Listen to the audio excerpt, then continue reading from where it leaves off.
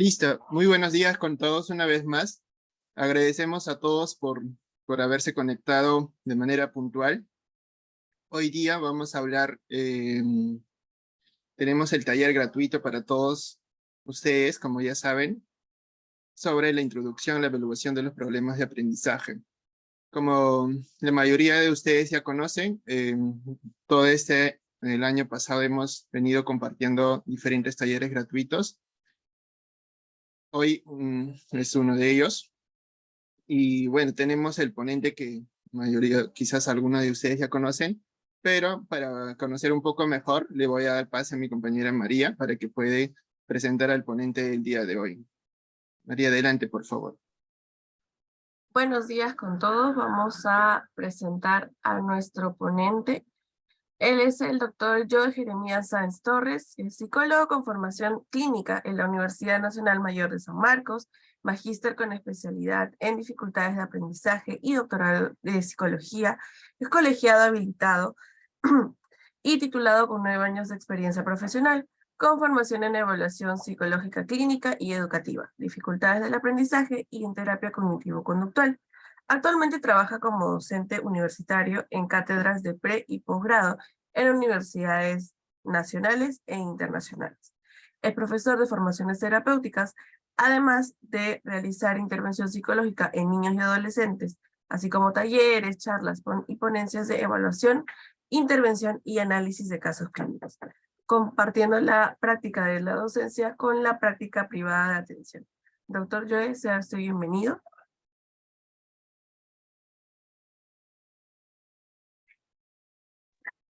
Días con todos, muchísimas gracias por la presentación.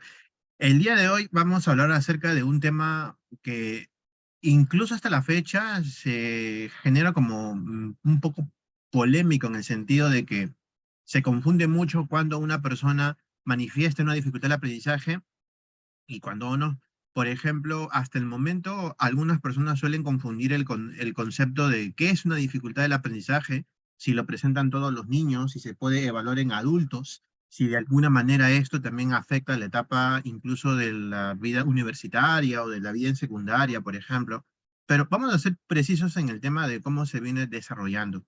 A lo largo de los años, un promedio ya de 50, 60 años, cuando se vino desarrollando el concepto de dificultades del aprendizaje como tal, se han venido cuestionando algunas definiciones que de alguna manera pueden ser o no puntuales para muchos. Por ejemplo, algunas personas no sabían que cuando uno evalúa el nivel intelectual en los niños, y estos niños suelen obtener un nivel intelectual de categoría promedio, o de categoría promedio alto o medio alto, pueden desarrollar dificultades para la lectura. El hecho de que un niño tenga dificultades en la lectura no significa de que su nivel intelectual se vea afectado. Acá hay que tomar en cuenta el detalle de que correlación no implica causalidad. El hecho de que una persona presente una dificultad para poder leer no significa que automáticamente su nivel intelectual se vea afectado o disminuido o aumentado. La inteligencia no depende de qué tanto leas tú. La inteligencia no depende de cuántos idiomas hable una persona. Cuando uno decide enfrentarse a estos casos educativo-clínicos o clínicos educativos, porque en realidad el psicólogo que se enfrenta o la psicóloga que toma estos casos tiene esa formación, ¿no? Suelen encontrar definiciones bastante pobres o bastante cuestionables, ¿no? Una de ellas es la de, algunos dicen, ¿no? Dificultad que presentan los niños y las niñas con bajo intelecto y que tienen necesidades educativas especiales.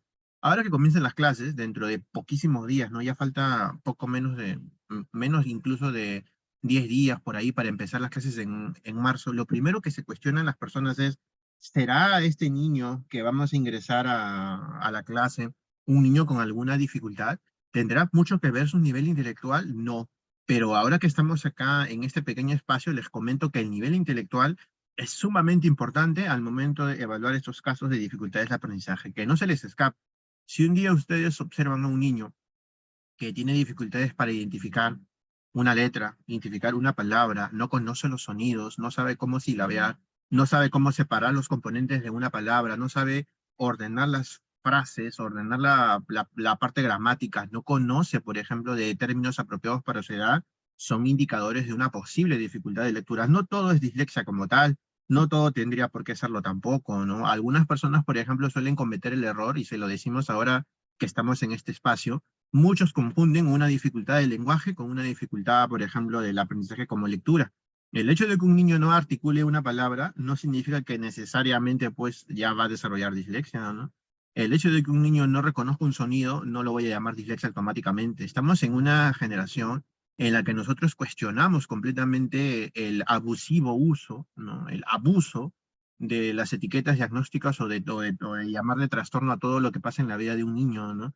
Muchas veces, por ejemplo, cuando confundimos los trastornos de los sonidos del habla, automáticamente las personas suelen confundir. Es dislexia. ¿Por qué? Porque no entiende lo que lee, pero no entender lo que lee no es el hecho de que no pueda articular una letra o una palabra, ¿no? Ese es el problema. Ahora que vamos a las clases, escuchen bien a los niños. Si el niño no puede articular una letra, no puede articular un fonema, no puede articular el sonido de una palabra, no podemos gritar a los cuatro vientos que eso es dislexia. No todo tiene por qué serlo tampoco, ¿no? El error justamente está en que nosotros no sabemos cómo enfrentarnos a situaciones como estas. Muchas veces, por ejemplo, confundimos un ceseo, confundimos un rotacismo, confundimos a lo que se conocía como dislalia con el tema justamente que las personas no pueden leer. Por eso confundimos mucho y confundimos los conceptos como nivel intelectual. Por eso la primera definición es errónea, menos incluso si están mezclando el concepto de las necesidades educativas especiales, ¿no? Eso no es un niño con una limitación, por ejemplo, eh, motora, un niño, por ejemplo, que tiene una limitación que se puede evaluar a través de aspectos médicos, como por ejemplo un problema genético, no quita que automáticamente, pues, ya sea un problema del aprendizaje, ¿no? Incluso, por ejemplo, pueden haber niños con dificultades eh, perceptivas o sensoriales, y a pesar de presentar esa dificultad, no necesariamente esto cae en una dificultad automáticamente del aprendizaje. No tiene por qué ser así. Otra definición que se suele escuchar muy a menudo, como lo dicen algunas personas, es el problema que presentan los niños y las niñas que tienen un lento aprendizaje. Ese es un punto discutible. No todos aprendemos igual. No todos acá en la clase o no todos en todos los aspectos, por ejemplo, tenemos la facilidad de poder aprender automáticamente.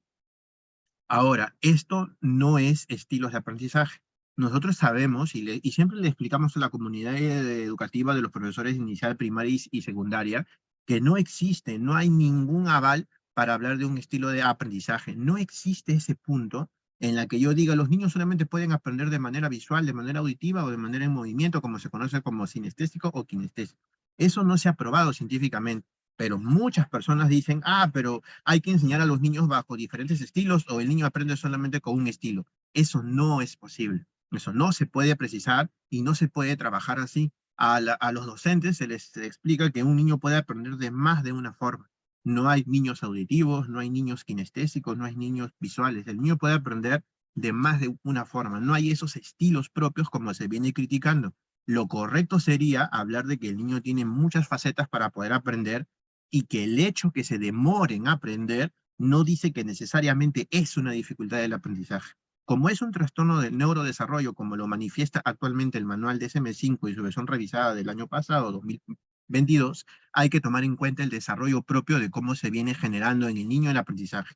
El problema no es que no pueda leer, el problema no es que no pueda escribir, el problema no es que el niño no sepa sumar o no pueda sumar, el problema es que no tiene las suficientes herramientas para poder aprender a leer. Se conoce como dificultad del aprendizaje de la lectura como tal, son el neurodesarrollo, y no es que el niño no sepa leer. El niño va a tener dificultades frente a otros niños comparados de su misma edad y su mismo nivel cultural para poder obtener esas herramientas necesarias para poder aprender el cómo se desarrolla esa práctica en realidad. Acá tenemos una pregunta de Elisa que dice, buen día, ¿los trastornos específicos del aprendizaje son NE? No, no son NE, no son NE. Las necesidades educativas especiales, Elisa, tienen un punto de vista diferente. Acá hay que hacer una adaptación curricular. Y en esa adaptación uno se da cuenta, por ejemplo, que hay niños que son sordomudos, niños que son ciegos sordos, niños que tienen limitaciones físicas, niños que tienen, por ejemplo, hipoacusia, niños con dificultades motoras, niños que van en sillas de ruedas y tienen una necesidad educativa especial frente a los demás.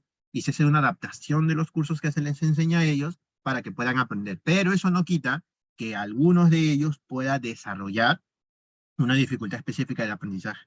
Eso no significa que el hecho de que un niño esté en silla de ruedas y que no pueda trasladarse, automáticamente por su condición va a desarrollar lo que se conoce como dislexia. No. Existen campos diferentes y cada uno de los campos se evalúa de forma diferente. No te preocupes, en los colegios se habla de educación inclusiva, se habla de necesidades educativas especiales, se habla de rendimiento académico, se habla de dificultades específicas del aprendizaje, se habla de varios conceptos y cada niño es diferente. Por eso es que siempre hay que tomar en cuenta los detalles y a qué nos enfrentamos nosotros. También tenemos otra definición que no tiene ni pies ni cabeza, pero igual es bueno mencionarla, ¿no? Algunos dicen, estas dificultades seguro que son la causa de que los niños tengan bajas calificaciones. El hecho de que un niño con un problema, por ejemplo, para poder aprender a leer, le cueste hacer el trabajo, no significa que automáticamente, pues, la nota va a bajar, pues, ¿no? Ese es el detalle. Un niño que presenta dificultades en el campo de la lectura, que no solamente es comprender el mensaje del texto, sino también trabajar identificación, sintáctico, semántico, perceptivo en general, lógicamente va a presentar dificultades en la tarea de la lectura o de la comunicación integral, como se conoce, pero no necesariamente va a presentar problemas en todos los cursos, ¿no? En todas las áreas que se evalúan, lo cual ha demostrado las investigaciones que no existe esa inteligencia para cada tipo de tareas, ¿no? Sino que el conocimiento en general hace que el niño se enfrente. ¿Ah? Justamente la pregunta de Daniel Díaz es la que vamos a responder nosotros a lo largo de la presentación, Daniel. No te preocupes, tu respuesta será analizada más adelante.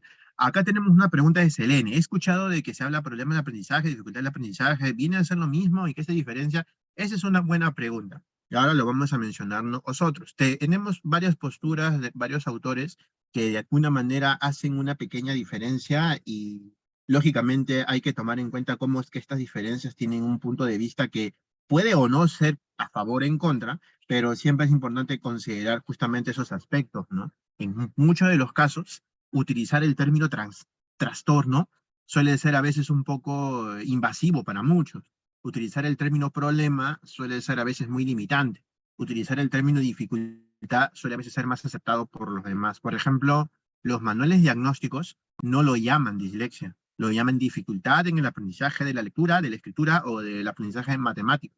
El término dislexia, discalculia, disgrafía con tilde y disortografía está más ligado al concepto un poco más, más coloquial, pero el manual dice dificultades y como tiene el prefijo dis significa que hay una dificultad de por medio.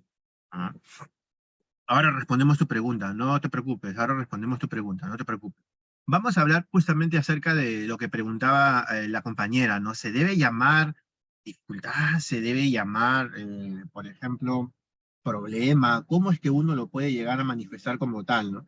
Ese es el detalle. Primero quiero que entiendan algo bastante sencillo. Cuando uno habla de dificultades del aprendizaje, lo primero que debe enfocarse es en que este tipo de dificultades es un grupo heterogéneo de trastornos, como se menciona, digamos, basándonos en la propuesta pues, de la evaluación, propio de cada niño. Nunca van a encontrar a dos niños que manifiesten los mismos problemas. Esto es como los TEA, ¿no? El término espectro. Nunca vas a encontrar a tres niños en el mismo salón que tengan el mismo componente de que si de los 24 niños en el aula, tres de ellos presenten dificultades de lectura, los tres no van a tener dificultades para identificar una palabra. Los tres no van a presentar dificultades para comprender el texto. Los tres no van a presentar exactamente lo mismo. Es diferente a cada persona. Van a presentarse dificultades significativas en la adquisición de la lectura, la escritura o el cálculo y en la habilidad que desarrolla el niño justamente para enfrentarse a ese problema. Acá el problema es cómo el niño lo aprende. Acá el problema es cómo el niño lo desarrolla. Acá el problema es cómo el niño es capaz o no de usar herramientas importantes para el trabajo. Luego tenemos dificultades que son notorias, por eso se dice específicas, para la escucha. ¿Por qué para la escucha? Porque justamente, este es un tema muy puntual. Si algún día ustedes van a evaluar dislexia porque ustedes consideran que los indicadores propios del niño se acercan a dislexia y el niño tiene 5 años, en la edad de 4, en la edad de 5 y al inicio, de la primera mitad del primero de primaria de 6 años, no se puede evaluar dislexia como tal. Las investigaciones, metaanálisis, las investigaciones que van ligadas a los procesos tanto desde el punto de vista cognitivo, que es un programa de investigación científica que se basa en neurociencia cognitiva, han demostrado que la dislexia como tal se debe dar como diagnóstico a partir de los 7 u 8 años en adelante. Un niño de 5 años no puede presentar dislexia como tal porque los indicadores no lo manifiestan como tal. Entonces, ¿cómo se trabaja con esos niños que presentan esas características? Con ellos se hace una evaluación previa que se conoce como conciencia fonológica. A ellos se trabaja conceptos puntuales, se evalúa inteligencia, se evalúa conciencia fonológica, se evalúa atención, se evalúa procesos que están relacionados y se establece una especie de precurrente, que son habilidades previas a la lectura porque recién él tiene 5 años. Lo correcto es saber en qué etapa de la vida de desarrollo se puede evaluar escucha, los fonemas, se puede evaluar el habla, el cómo articula las palabras, la lectura, el razonamiento, las matemáticas. Para poder entender, es necesario hacer énfasis en la propuesta cognitiva, que es una de las más aceptadas en la revisión de la lectoescritura, la famosa teoría de la doble ruta, la famosa ruta visual, o también llamada directa o léxica, o la siguiente ruta que es la fonológica, subléxica o indirecta.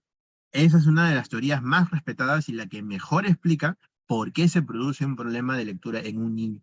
Para poder evaluar, algo que nosotros siempre hemos recomendado, no solamente en cursos de una prueba específica, ¿no? Sino en una dificultad propia, es necesario saber cómo tú evalúas el proceso.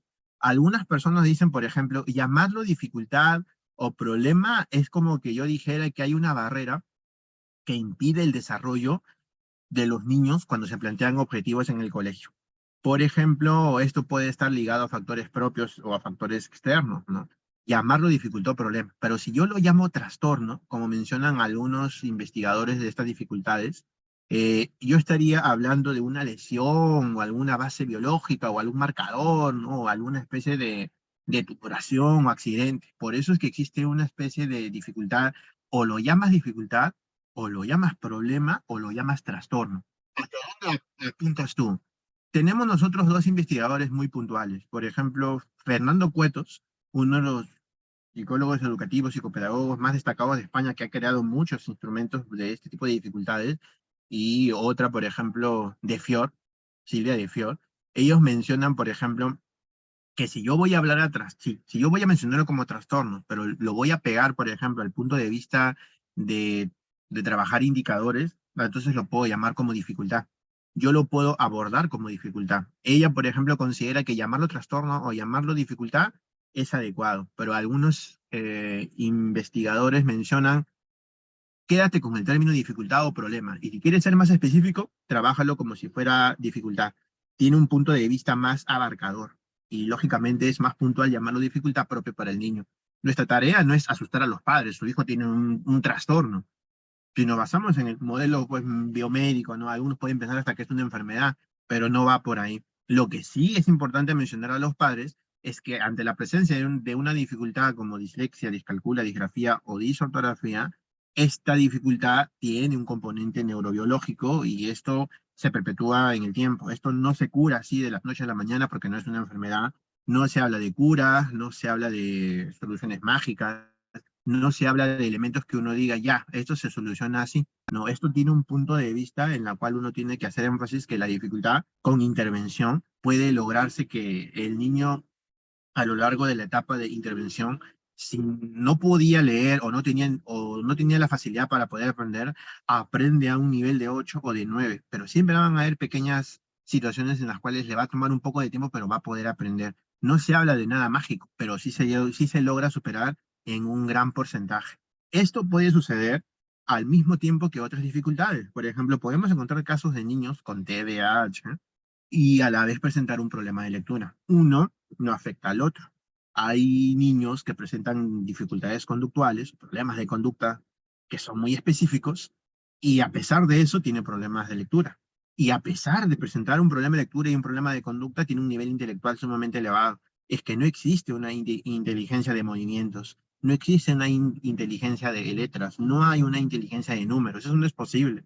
No es posible que yo diga, mi niño tiene un problema conocido como discalculia, pero entonces no es inteligente matemáticamente hablando. Eso no tiene nada que ver, porque la dificultad intelectual, por ejemplo, que se podría presentar o no genera, no es causa de que el niño no pueda hacer una suma. Un niño puede tener un nivel intelectual, por ejemplo, de categoría medio alto, 118, que sabe cómo responder ante muchas tareas, pero no significa pues que en matemática su inteligencia en ese tipo se vea afectado, porque no es así, pues. Algunas veces puede incluso haber diferencias culturales. Nosotros no podemos comparar a un niño de una región donde sabemos que la educación no es siempre la más adecuada con un niño de un nivel educativo que es, por ejemplo, privado. Siempre van a haber condiciones. Incluso, por ejemplo, cuando ustedes quieran evaluar, no pueden utilizar un instrumento que tenga características culturales sabiendo que el niño tiene limitaciones como, por ejemplo, el concepto de analfabetismo funcional, pero muchas personas lo desconocen como tal. Luego, este es un punto muy clarito. ¿Cómo puedo yo determinar si existe o no la presencia de una dificultad de aprendizaje? Haz dos tareas. La primera tarea evalúa inteligencia, el nivel intelectual o como tú lo quieras llamar, nivel intelectual, rendimiento intelectual, cociente intelectual. Haz una evaluación. De acuerdo con la edad, podemos utilizar instrumentos como las escalas de Reynolds, podemos utilizar el Tony 4, podemos utilizar, por ejemplo, matrices, podemos utilizar, por ejemplo, ya sea WIPSI, o WISE, por ejemplo, y de acuerdo a la dificultad, no de acuerdo con la dificultad.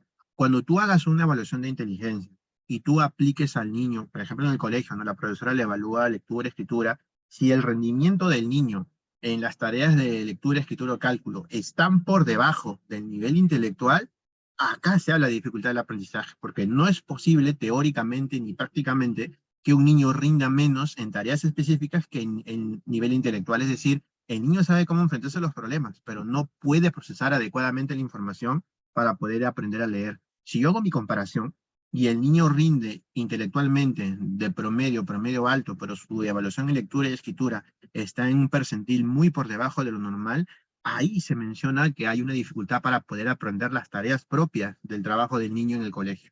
Por eso es que la evaluación de inteligencia es fundamental. Lo primero que yo debo hacer es conversar con la profesora. Pregúntenle a la profesora, por ejemplo, cómo rinde el niño en el colegio, participa, levanta la mano, tiene algún problema, por ejemplo, para poder articular alguna palabra. En el español tenemos nosotros 24 fonemas. Nuestro español para lectura es transparente, es decir, el fonema corresponde específicamente al grafema. Cuando yo digo, por ejemplo, M como sonido, el sonido de la M se establece como el grafema de la M. Para nosotros, nuestro lenguaje español es transparente, pero para idiomas como el inglés, francés u otros, el lenguaje al momento de leer es opaco. Por ejemplo, en inglés, cuando yo le muestro al niño la A, él no me dice A, él me dice EI. Esto es opaco, porque el grafema no corresponde con el sonido del fonema. En cambio, en el español para escritura, es opaco para nosotros, porque cuando yo conjugo un verbo, el niño se confunde. Incluso nosotros, a veces cuando hemos aprendido en el colegio y queremos, conjuga, por ejemplo, el verbo abolir. Yo abolo, yo abuelo. Conjuga el verbo irregular de ir. Yo voy, tú vas, él fue. Eso significa que nuestro lenguaje para escribir es opaco. Por eso es que uno cuando conversa con los profesores se da cuenta si el niño tiene dificultades lingüísticas y el profesor, ¿quién mejor que la profesora o profesor que lo ve todo el día en la clase y que sabe cuál es la limitación del niño? Conversa también con el papá. ¿Alguna vez un niño ha sido evaluado en lenguaje, por ejemplo, o a algún área relacionada? Pídele al profesor la evaluación formal que hacen en la clase. Cuando ya tengas más o menos un indicador propio acerca de la dificultad, considera oportuno utilizar un instrumento que te va a ayudar a ti a delimitar cuál es el problema, cuál es el criterio que tú vas a tomar. Si es una evaluación más cualitativa o cuantitativa, o los dos de repente, estableces criterios puntuales. Luego determina qué es lo que tú vas a evaluar. Los psicólogos que trabajan bajo una línea conductual hacen un análisis funcional. ¿Se puede hacer un análisis funcional de un problema en lectura? Por supuesto. ¿Se puede hacer un análisis funcional de una dificultad de matemática? Por supuesto que sí, porque encontramos que la conducta problema es justamente que el niño tiene dificultades para leer, lee equivocadamente, pero tienes que operacionalizar el concepto de leer equivocadamente. Tienes que saber cuáles son los componentes de la lectura que se evalúan como conducta. ¿Se puede establecer eso? Claro. Por lo general son 4 los procesos que intervienen como conductas propias. Deletrear, silabiar, hacer rimas en general. Ese es producto del aprendizaje propio del niño que se establece para cada etapa de la vida. Y cuando establezcas tu intervención, no podemos empezar a hacer una intervención en lectura automáticamente enseñándole a leer, porque no todo es leer. Hay que enseñar, por ejemplo, atención, memoria, hay que trabajar con el reconocimiento de los fonemas, identificación del sonido. No es lo mismo, por ejemplo, decir suena M o suena que su nombre es M. En conciencia fonológica para inicial de 4 e inicial de 5 se trabaja mucho el sonido antes que el nombre. Se enseña sílabas trabadas. Cuando una vocal está después de una consonante, se le llama sílaba directa. Cuando una vocal está antes de una consonante, se le llama sílaba indirecta. Cuando está unida una consonante, por ejemplo la P, con otra consonante y se une una vocal, se le llama sílaba trabada. En las sílabas trabadas tú puedes encontrar licuantes y licuadas. Puedes encontrar, por ejemplo, pla, ple, pli, plo, plu, pra, pre, pri, pro, pru. Es lógico que yo no le voy a enseñar a un niño de inicial de 4 a trabajar trabadas sabiendo que no puede articular un fonema de la letra justamente que yo quiero trabajar. ¿Y ese niño podría desarrollar una posible dislexia? Claro, porque si el niño no establece el conocimiento del fonema, cuando le toque leer y está acabando inicial de 5, no va a poder trabajar las trabadas. A esto también se le conoce como símfone. Un símfone es el sonido que corresponde justamente a la unión de las sílabas con una vocal, ¿no? Hay sílabas monosilábicas como pan, sol, o bisilábicas, ¿no? La estrategia que nosotros siempre planteamos para el trabajo es que se haga lo siguiente. Coloca en una tarjetita la imagen, por ejemplo, acá tenemos un sol, ¿no? Pegas el dibujo de un sol. Abajo escribes la palabra sol. Abajo colocas el silabeo de sol. Como es una sola sílaba, sol. Y abajo trabaja el sonido del fonema de cada una de las letras que componen la palabra sol. El sonido de la S, el sonido de la O y el sonido de la L. El sonido de la S no es S, es como el sonido de las serpientes. Enseña al niño a reconocer los sonidos. Por eso es que la gente se confunde. ¿Por qué creen ustedes que hasta la fecha, cuando nosotros leemos comentarios de Facebook, hay personas que escriben la palabra así, le escriben así? ¿Por qué una persona escribe así? Ah, porque el problema pudo haberse presentado cuando se desarrolla la conversión. A este proceso se le llama el RCFG, la ruta de cómo convierte el grafema en fonema. Como el niño no ha aprendido a diferenciar la S con la C, se presenta esa dificultad al momento de convertirlo. Para él, las palabras con C y con S suenan igualito. Canción, puede ponerlo con S. Por ejemplo, asesinar, las dos lo escribe con C. Ese es el problema. Por eso es que el niño, como no sabe cómo convertir el sonido porque no lo conoce, el niño asocia el primer sonido que él se ha familiarizado, por ejemplo, la S o la C. Y eso se ve muy a menudo. Por ejemplo, cuando hay personas que escriben o cuando conversan, se han dado cuenta que cuando uno quiere decir, por ejemplo, María está media cansada. Media es lo que te pones en el pie. Media es para partir algo a la mitad. Cuando uno trabaja adverbios, no puede convertir ese adverbio a género. Los adverbios no tienen género. Si yo quiero hablar de una mujer, yo digo, ella está medio cansada. Ella está medio dormida. Hay un problema en la ruta de cómo convierte el niño el uso del adverbio para dar énfasis al significado del predicado. Y hay muchos problemas, por ejemplo, en ortografía, que se presentan justamente porque cuando yo hago la evaluación, determino que el niño no conoce específicamente esa letra. ¿Cómo puedes decir que un niño quiera leer una sílaba trabada si tú sabes que el niño no puede articular el fonema? ¿Eso no es un problema? Claro que sí lo es. Por eso hay que estar atento a todos los puntos que implican la evaluación. En muchos de los casos, el nivel intelectual es promedio. No hay ninguna sorpresa en esto. Pero para los que no conocen, sí. Pero ¿cómo es posible que un niño tenga un nivel intelectual elevado si no puede leer? ¿Quién te ha dicho que leer más libros en el año te hace más inteligente? La inteligencia no depende de cuántos libros leas tú. Así tú me leas 12 libros, un libro cada mes en un año lectivo, no significa que tu nivel intelectual va a crecer automáticamente 10 puntos, ¿no? La lectura ayuda a que las personas desarrollen un conocimiento más amplio de lo que ellos viven, pero no es automáticamente que va a mejorar el nivel intelectual cuando yo aplico un instrumento de un año de diferencia. Leer no te hace más inteligente, te ayuda a conocer muchísimo más cosas, pero la inteligencia no depende de cuánto leas, ni tampoco de cuánto sumes o de las situaciones que uno haga, ¿no? En muchos de los casos acá el problema es rendimiento académico. En muchos de los casos el problema también está ligado a situaciones emocionales, la familia, ¿no? O algún déficit que puede estar asociado. Y también se confunde, por ejemplo, con rendimiento académico, ¿no? Muchas personas confunden rendimiento académico con el nivel intelectual. Rendimiento académico no es inteligencia, son las notas que se le coloca a un niño en una determinada actividad. Ahora, vamos a ver los criterios. Justamente lo que preguntan muchas personas, ¿no? Evaluar inteligencia primordial, una de las primeras tareas que se hace. La evaluación de las dificultades como lectura u otras se da en diversos lugares, como por ejemplo en el hogar, el colegio u otros. Para que se llame evaluación psicopedagógica tiene que ser necesariamente en el colegio, necesariamente en el colegio. ¿No? Ahora, siempre en la evaluación vas a notar que algunos niños van a presentar dificultades. Si tú consideras, si tu criterio te lo permite, evaluar habilidades sociales, hazlo.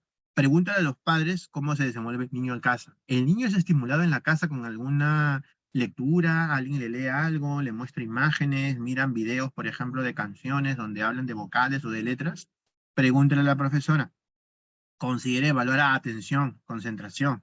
Consideras pedir a los profesores el rendimiento académico del niño. ¿Qué tareas hace el niño en el colegio? Es importante que tú tomes en cuenta si hay algún problema adicional. Si el problema es de lenguaje, entonces no es dislexia, pues, porque el niño puede presentar un problema que se conocía como dislalia, dislalia evolutiva, dislalia funcional, ¿no? O algún problema ligado al lenguaje propiamente dicho. No confundas lenguaje y comunicación. Muchas personas creen que la tartamudez es un problema de lenguaje, es un problema de la comunicación. Algunos niños tartamudean para leer. Eso no es un indicador de una dislexia, pero es un indicador de un problema de comunicación, no de lenguaje. Pregúntale a la mamá si lo ha llevado a evaluar. La evaluación debe conllevar al planteamiento de sesiones de intervención. Ese es el objetivo fundamental. Ahora, nosotros recomendamos evaluar inteligencia. Si trabajas bajo la línea conductual, haz un análisis funcional de las conductas, sobre todo la conducta de leer. Evalúale conciencia fonológica en caso el niño se encuentre en inicial de 4, inicial de 5, y por lo menos la primera mitad del primero de primaria, que es de 6 años aproximadamente, o incluso hasta que acabe, porque cada niño trabaja de manera diferente. La evaluación psicopedagógica se da en el centro educativo, netamente con los componentes propios que establece el colegio. Evalúa la atención, concentración. Si vas a evaluar personalidad, es un criterio que se suele establecer mucho para dificultades, por ejemplo, de escritura y de cálculo. Ahí se establece. Lenguaje si es oportuno. Si tú consideras que la evaluación del lenguaje, porque nunca lo han evaluado, es importante, trabaja la evaluación propia de fonemas o de, por ejemplo, de cómo articula. Descarta las evaluaciones como dibujitos porque no nos llevan a ningún camino, ¿no? Algunos le mandan a dibujar. Los niños a veces me dicen, ¿me va a mandar a dibujar? No. ¿De qué sirve? Si tu evaluación es de lenguaje y lectura, ¿por qué te mandaría a hacer dibujos? ¿No? ¿Qué sentido tiene? Pero algunos lo hacen, ¿no? En realidad ni siquiera sé cuál es el sentido, pero lo hacen en realidad. Y considera un marco teórico que sea relevante para el caso. Si tú me vas a decir, voy a hacer mi evaluación basándome en la propuesta de la doble ruta. Cuando se dice que es dislexia fonológica, es porque el niño va a tener dificultades para palabras que no conoce, que son las pseudopalabras o la lectura sin sentido. Si un niño jamás se ha visto asociado, por ejemplo, con el componente de palabras como transeúnte o paralelepípedo o palabras como, por ejemplo, como estranocleidomastoideo, o palabras que van ligadas a eso, entonces es bastante común encontrar que ese niño, cuando tú le mandas a leer trabadas, no las va a leer, pues. ¿Cómo puedes exigir que un niño pueda leer algo que no conoce? La dislexia fonológica es cuando falla la ruta fonológica, es decir, el niño no va a poder leer palabras que no conoce. La dislexia visual es cuando el niño falla en reconocer palabras conocidas. Por ejemplo, esa ruta visual trabaja en un almacén de palabras netamente conocidas. Lo que se hace es convertir la palabra que el niño observa. El niño tiene un almacén, le da un significado a la palabra, busca el conocimiento de esa forma de articular y lo lee. Si no lo conoce, probablemente haya dificultades. También evalúa eso basándote en la propuesta teórica. Algunas escalas de inteligencia que te pueden ayudar, nosotros podemos recomendar, por ejemplo, Reynolds. Para secundaria podemos utilizar la prueba BAT-7, un poco sofisticada en realidad. Algunos, por ejemplo, como matrices, que es como una especie, digamos, de complemento a la evaluación del famoso Raven. En realidad, acá en Perú tenemos una limitación porque la mayoría usa Raven de colores, que es una prueba totalmente desfasada en el tiempo, salvo que uses el Raven 2 del 2019, pero la clásica Raven de 36 láminas ya es algo pues que en realidad no aporta en realidad. Uno, que la tarea de Raven es de razonamiento por analogías y te evalúa más la forma como el niño razona cuando ve imágenes y la inteligencia pues es general, ¿no? Y otra, por ejemplo, que las láminas pues ya son demasiado conocidas, ¿no? O algunos usan, por ejemplo, aptitudes intelectuales o la propuesta de Thurston de aptitudes mentales primarias o aptitudes intelectuales a través de factores. Algunos recomiendan, por ejemplo, acá falta WIPSI 4, ¿no? Que nos conviene porque nos da, por ejemplo, adquisición del lenguaje. Una de las facultades fundamentales de evaluar con WIPSI es el hecho de que tiene un índice que se llama la adquisición del lenguaje, que lógicamente es genial para entender si o no alguna dificultad lingüística o de lectura. Los índices secundarios de WIS 5 y de WIPSI 4 nos ayudan a comprender mejor dificultades de aprendizaje. WIS 4 no tiene índices secundarios, pero WIPSI 4 y WIS 5 sí los tienen.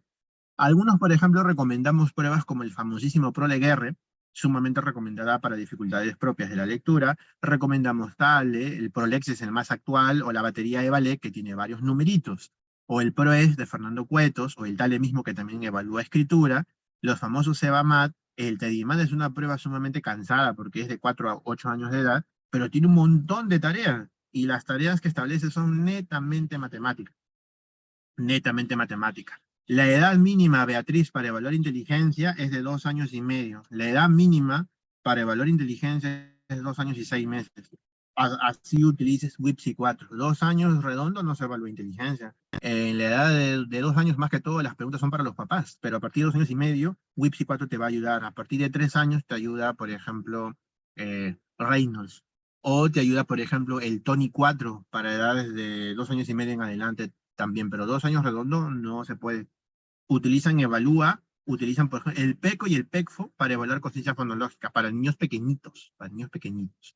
A nosotros también recomendamos, por ejemplo, una evaluación ligada a la inteligencia como capacidades cognitivas, capacidades específicas, lectura, escritura y competencia matemática. En algunos instrumentos no se llama discalculia, se llama competencia matemática o aprendizaje de las matemáticas. Que quede claro que el manual de SM5 no establece por qué se presenta una dislexia ni cuáles son los factores que lo originan. El manual DSM5 es descriptivo, no es decir de factores causales que por qué se genera.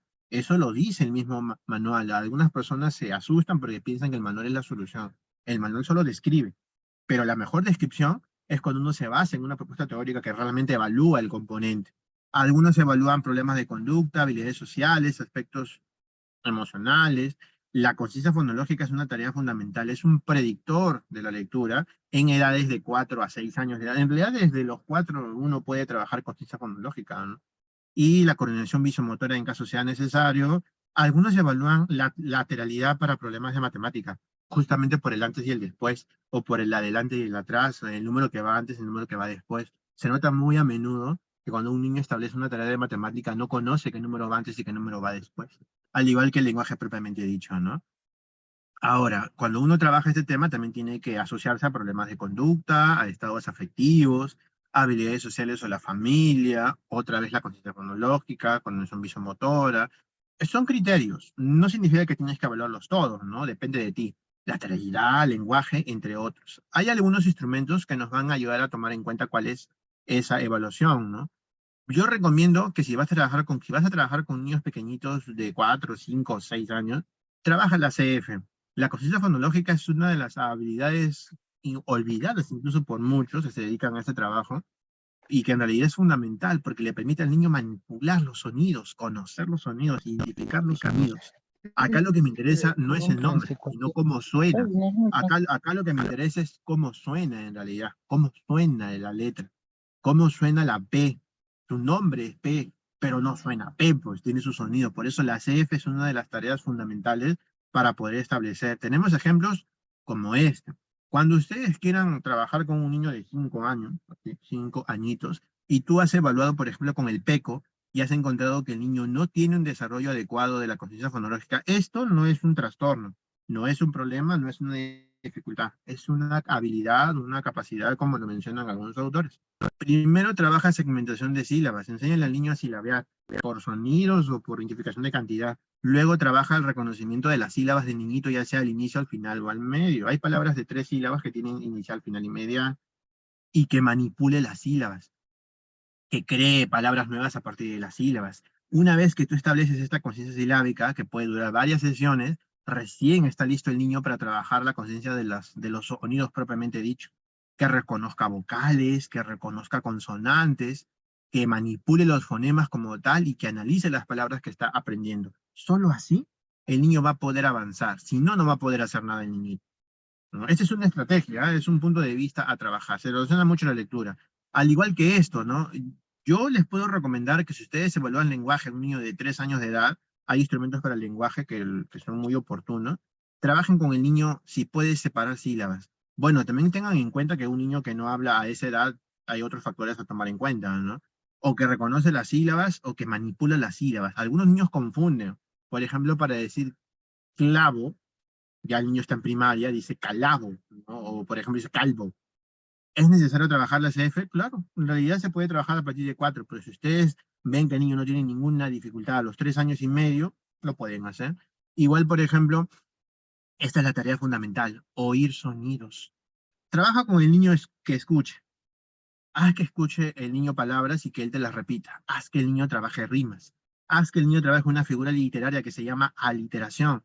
O también se puede trabajar gitanjáforas o retahílas, por ejemplo, que también son figuras. Que segmente palabras, que segmente sílabas, que reconozca las sílabas al inicio y al final y que pueda manipularlas como tal. Eso me interesa. No todo es dislexia. En algunos casos, esta es la parte fundamental para evaluar si son o no un problema de dislexia en el futuro. Hay que intervenir previamente. Y justamente las imágenes que nosotros vemos, nosotros recomendamos que primero el niñito conozca fonemas y sílabas, que el niño pueda diferenciar, que aprenda a discriminar sonidos, que el niño segmente las palabras, que el niño sepa en qué posición está. ¿Mm? No es como yo le llamo, y no es alteración, es aliteración. Es una figura literaria.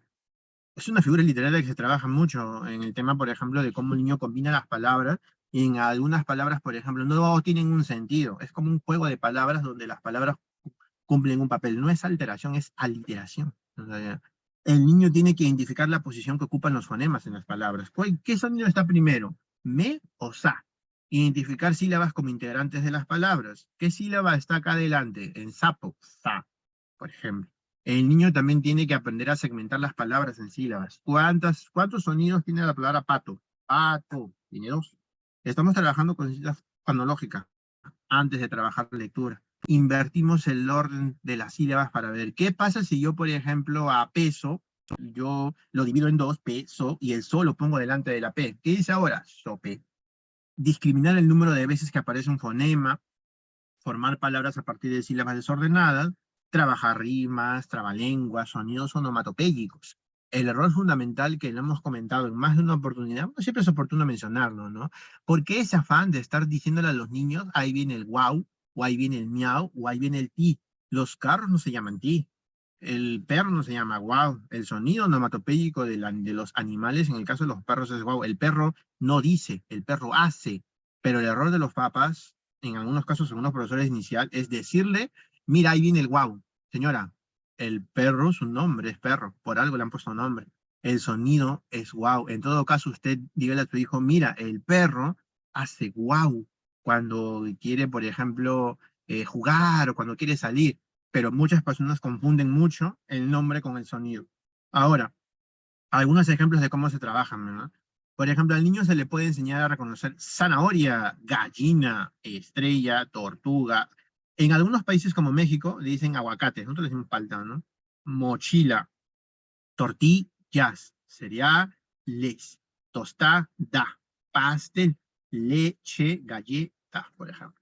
Y algo que nosotros siempre recomendamos muy a menudo es, ¿y cómo yo puedo trabajar, por ejemplo, antes de desarrollar si eso no dislexia? Bueno, te doy algunas respuestas. Nosotros, por ejemplo, podemos trabajar con ciencia fonológica para prevenir dislexia. Te cuento cómo suenan las palabras para prevenir dislexia. Y el método más actual que tenemos, que se llama Diverlexia, que es de una psicóloga española muy reconocida, que tiene varios tomos de su libro, el método Diverlexia, que trabaja con ciencia fonológica. Todo eso te va a ayudar ¿a qué? A prevenir la dislexia en el futuro. Si puedes prevenirlo, ¿por qué no hacerlo, no? Vamos a ver cuáles eran algunas preguntas que teníamos por acá, ¿no?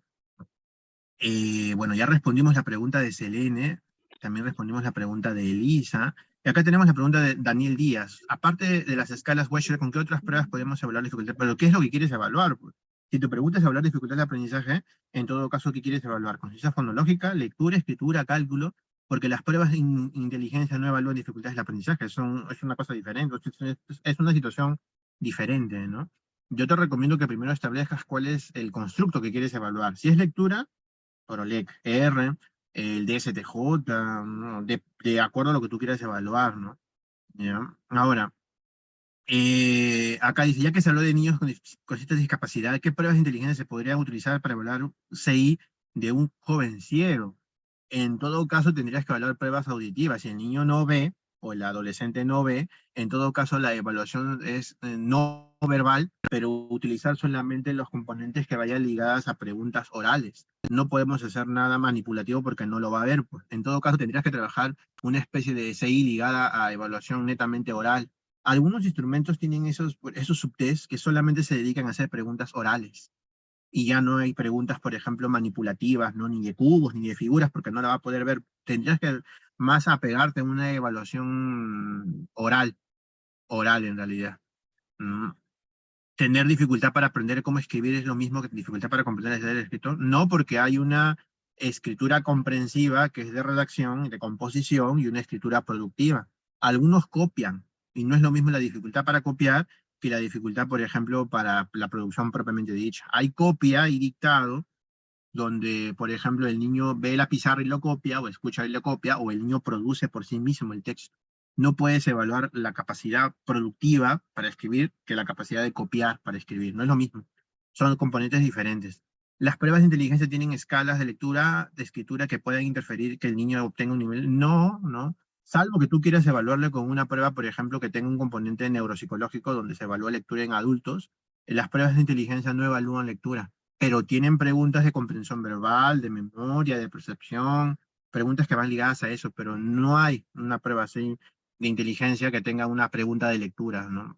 Más bien al revés, ¿no? Las pruebas que evalúan lectura, escritura y cálculo evalúan componentes ligados a la inteligencia. Eso sí puede pasar. ¿Ah? En casos de niños de 12 años, ya lo dijimos, evaluar atención y concentración en adolescentes, puedes utilizar el CALA-CR, por ejemplo, que es la más utilizada, 3 minutitos en realidad. ¿No? El D2, con el 2 también, por ejemplo, ¿no? ¿No? Memoria de los niños de 3 y 5 años, no. ¿Qué puedes evaluar en memoria? En todo caso, trabaja pues imágenes o trabaja láminas, pues no. No se puede evaluar a esa edad. 3 años de memoria, no. En todo caso, utiliza tarjetas para evaluar. Los instrumentos no están para esa edad, en realidad, ¿no? ¿Cuál es el beneficio de que el niño aprenda onomatopeyas? Aprender a reconocer los sonidos. La misma pregunta te da la misma respuesta. Una onomatopeya es el sonido. ¿Cómo suena, por ejemplo? Las personas hasta el día de hoy confunden rayo, trueno. Algunos confunden, mira, el rayo, el trueno. Uno de ellos es el sonido, no es la luz que se ve, pues. Hasta el día de hoy confunden. Si yo entiendo el sonido, puedo entender muchas cosas en realidad. Los libros los venden en las editoriales, ¿no? Yo no vendo libros, yo solamente enseño, ¿no? Para evaluar comprensión y lectura es PROLEG, no. La comprensión de lectura es una de las tareas del PROLEG-R. La comprensión de lectura es una de las tareas, no es la específica. Eso hemos venido repitiendo desde el inicio. La comprensión de lectura no es dislexia. El PROLEG evalúa también comprensión de lectura. No es que evalúe comprensión de lectura. También evalúa comprensión de lectura, pero no es el componente principal. Es una de las tareas en realidad. ¿No? Pero, ¿qué quieres evaluar tú en el niño ciego? Pues, ¿no? Tendrías que elegir el test. Tendrías que elegir el test que tú quieres evaluar, ¿no? Un trastorno del lenguaje. Bueno, por lo general el lenguaje se suele establecer a partir de 3 años en adelante. Tendrías primero que descartar que no haya ninguna limitación física, ¿no? De repente hay un problema ligado a su articulación o algo biológico, ¿no? O te topas con personas que tienen dificultades de nacimiento que no pueden hablar. Algunas personas, por ejemplo, eh, pueden tener dificultades lingüísticas desde que nacen. ¿Hay pruebas solamente para hablar como lectora? Claro, imagino que sí, sí, claro, solamente como lectora, pero se basa en la teoría de los 3 tipos de niveles: literal, inferencial y criterial. Pero eso no es dificultad del aprendizaje, pues. Eso es comprensión de lectura y es todo un constructo aparte que tiene sus propias teorías incluso y su propia propuesta. La más aceptada son los niveles de la comprensión lectora. Literal, cuando la pregunta es directamente como te la plantean; criterial, cuando se le pide un criterio a la persona; e inferencial, cuando se deduce en realidad, ¿no? Todo esto que nosotros establecemos, lógicamente tiene un punto, ¿no? Es saber evaluar, saber intervenir y saber cómo se explica una dificultad de aprendizaje. Por mi parte, muchas gracias, ¿no? Los dejo con Eddie y con María, que les van a brindar alguna información muy oportuna relacionada justamente con la presentación. Muchas gracias. Dejo de compartir. Sí, muchísimas gracias, profesor Joy. Agradecemos desde el centro y todos estamos contentos por una buena ponencia, maravillosa como siempre. Siempre el profesor nos da una orientación basada en investigaciones muy serios. Entonces agradecemos por ello. Y este taller nosotros este taller gratuito hemos realizado en el marco de próximos talleres que vamos a realizar. Para ello voy a compartir la imagen que tenemos. Se visualiza, ¿no? Nosotros este taller hemos realizado a puertas de iniciar un taller completo donde se va a realizar la identificación, evaluación de las dificultades de lectoescritura, tanto de lectura y escritura como el mismo título se dice, donde se va a ver se va a profundizar más de lo que ya habló el profesor, por ejemplo, teorías de doble ruta que siempre varias veces ha mencionado. Entonces, todo ello va a profundizar un poco más, también va a hablar de dos áreas muy importantes, que son dificultades de lectura y dificultades en escritura. Dentro de las dificultades de escritura se va a ver dos instrumentos muy importantes que son PROLEG R y DSJ, que sirve bastante en esta área. Ahora, por otro lado, en dificultades en la escritura, también se va a ver, pues, es uno de los instrumentos que se usa bastante, y EVALEC 0, como ya lo dijo, para los niños de inicial y primaria de los primeros grados. Entonces, este taller ha sido en el marco que va a comenzar siguiente domingo. Ya se va a consta de 4 clases, todos los domingos, a partir de las 6 de la tarde hasta las 8 de la noche. Le voy a dar pase a mi compañera María para que todo los temarios que se va a ver durante las 4 sesiones para que ustedes puedan visualizar mejor, donde se va a tratar los temas. María, por favor, dejo de compartir y compartes tu... Perfecto, aquí tenemos a Rocío. Me confirmo, por favor, si se puede visualizar. ¿Sí se ve? Perfecto. Vamos a marcar aquí. Muy bien. Entonces, y como Eddie mencionaba, nosotros aquí les estamos proporcionando el brochure que tiene el contenido de lo que vamos a trabajar durante estas 4 semanas. Tenemos los temas, se va a dividir en 4: dificultades en el aprendizaje en la lectura, evaluación en la lectura, dificultades en el aprendizaje de la expresión escrita y la evaluación de la expresión escrita. Acá tenemos el temario de la primera y la segunda semana, que es el 5 y el 12 de marzo, que es dificultades en el aprendizaje en la lectura. Vamos a hablar de la teoría de la lectura, teoría de la doble ruta, los indicadores en la presencia de la dislexia. En la segunda semana, que es el 12 de marzo, se va a hablar sobre la evaluación en la lectura. Ahí se van a tratar la aplicación e interpretación del PROLEG R y del DSTJ. En la tercera semana, que es el 19 de marzo, se va a hablar de las dificultades en el aprendizaje de la expresión escrita, la teoría de la expresión escrita, los criterios de evaluación de la disgrafía y los criterios de evaluación en la disortografía. En la cuarta semana, que es el 26 de marzo, se va a hablar de la evaluación de la expresión escrita, en donde se va a tocar la aplicación e interpretación del PROESC y del EVALEC 0. Aquí tenemos las ofertas, como siempre nosotros brindándoles las mejores opciones para que ustedes puedan inscribirse. El precio normal por las 4 fechas es de 80 soles. El pronto pago, que son para ustedes, que son las personas que han asistido a la ponencia del día de hoy, es de 70 soles. Y si se agrupan en 3 personas, cada una va a pagar 60 soles. Así que aprovechen las ofertas que nosotros les estamos brindando para que puedan inscribirse. Los materiales que vamos a entregar son la grabación de las sesiones, las diapositivas de cada clase, los materiales de los instrumentos, el modelo de informe, textos recomendados por el docente y la constancia. Aquí tenemos nuestros números de cuentas. Igual esta información va a ser brindada a los grupos, al grupo al que han sido unidos, y para que puedan aprovechar esta oportunidad de inscribirse, teniendo en cuenta los descuentos y las oportunidades de pago que les estamos facilitando, para que ustedes puedan capacitarse y puedan obtener estos materiales que son muy importantes para el proceso de evaluación y detección de alguna dificultad dentro del aprendizaje. ¿Alguien tiene alguna duda, alguna pregunta?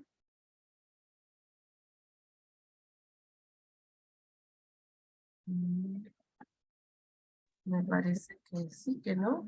Pueden verlo en el chat. Las personas que se quieren agrupar pueden escribirse dentro del el WhatsApp en el que han sido agregados, y de manera interna nos brindan los nombres de los miembros de cada grupo. ¿Sí? ¿Alguien prendió su micro, creo?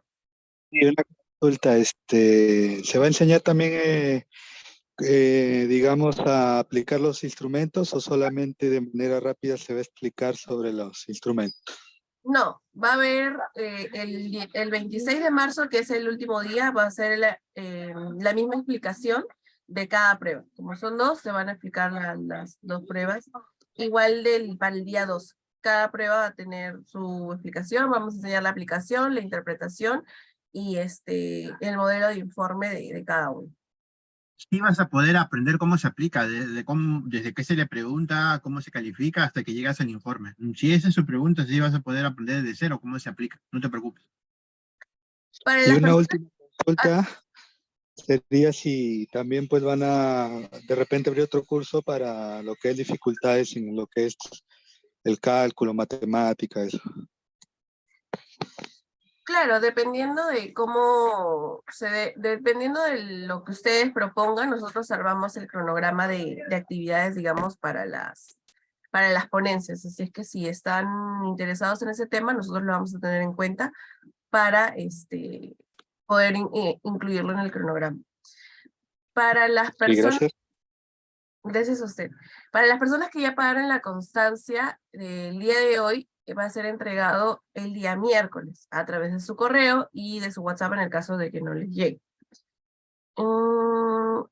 Claro, dependiendo Lourdes, dependiendo del interés y de la acogida que tenga cada curso, vamos a abrir los talleres. Para los que se quieran agrupar, pueden hacerlo mediante el WhatsApp que tenemos en los que han sido agregados, y ahí pueden escribirse para poder tener en cuenta esa parte. Y los materiales del día de hoy van a ser enviados en su correo, junto para los que pagaron con la constancia, y las diapositivas van a ser enviadas el día de hoy. Perdón, junto con el video el día miércoles. ¿Alguien Y tiene? agregarlo, María, también a aquellos que han pagado su constancia y los que desean adquirir su constancia aún pueden hacer hasta el día miércoles. Y también le invitamos, ¿no? Como ya le explicó, que se va a tratar de diferentes temas que son muy importantes. También, como ya dijo el profesor, va a enseñar evaluación, interpretación, también la elaboración del informe. Es el ponente, siempre va a ser nuestro ponente preferido, el profesor Joy. Así que algunos que ya han tenido la oportunidad de asistir a las charlas con él, ya saben su metodología. Entonces, anímense, le esperamos. Algunos que no tienen no sé, le voy a dejar a algunos que no están en el grupo, creo que la mayoría están en el grupo de WhatsApp. Así que, como ya dijo mi compañera, pueden agruparse de 3 personas para aprovechar las funciones que hay. O si quieren hacer de manera individual, el costo es 70 soles, ¿no? Pronto pago solamente aplican para ustedes que se han conectado el día de hoy. El precio normal que estamos promocionando en otros medios es 80 soles. Entonces, le invitamos. Los materiales, una vez más, repetirlo también, los materiales se va a enviar tanto las grabaciones de todas las sesiones, también algunos que se van a inscribir van a tener en opción en YouTube, que tenemos nuestra página, Ahí se va a colgar todas las grabaciones, así que, por ejemplo, un día no pudieran conectarse, nos piden el enlace, nosotros enviamos y pueden ver cuantas veces que ustedes desean. Así que los materiales, también los instrumentos que se va a aplicar, también se va a enviar en PDF, los informes también que son editables, ¿no? Eso sería todo. Muchísimas gracias por haberse conectado, por su preferencia también en nuestro centro. Y le invitamos que nos inscriban. Nosotros siempre vamos a estar dispuestos a resolver todas sus dudas a través del grupo de WhatsApp.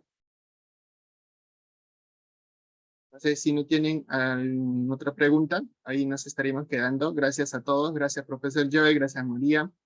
Y nos estamos viendo pues con los que se inscriben. Nos vemos el próximo domingo. Chao, gracias. Hasta la próxima. Gracias.